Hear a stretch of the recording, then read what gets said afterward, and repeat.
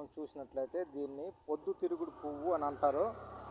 దీన్ని సన్ఫ్లవర్ అని కూడా దీనికి అంటారు, పిలుస్తారు. అలాగే ఇంకొక పేరు కూడా దీనికి ఉంది, సూర్యకాంతం పువ్వు అని కూడా దీనికి అంటారు.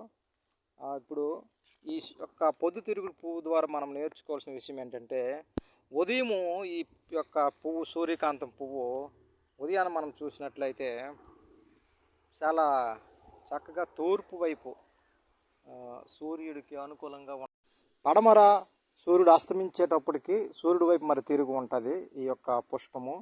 చూడండి, ఇది చాలా అందంగా ఉంది, చాలా రమ్యంగా ఉంది. మరి చాలా రౌండ్గా చుట్టూ కూడా సూర్యకిరణాలలాగా రేకులు కూడా కనిపిస్తూ ఉన్నాయి. మరి ఇటువంటి పొద్దుతిరుగుడు పువ్వు నుంచి మనం ఏం నేర్చుకోవాలంటే, ఇది సూర్యుడికి అనుకూలంగా ఉండడం వల్ల ఇది చాలా అందంగా ఉంటుంది. మరి దీనిలో కూడా దీని యొక్క విత్తనాల ద్వారా ఎంతో మేలు మనకు జరుగుతుంది.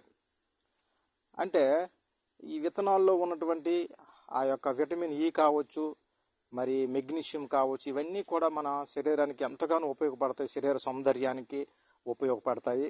అలాగే విటమిన్ ఈ ద్వారా ఈ యొక్క ఎంతో మరి గ్లామర్గా ఉండడానికి కూడా ఈ విటమిన్ ఈ ఉపయోగిస్తారు.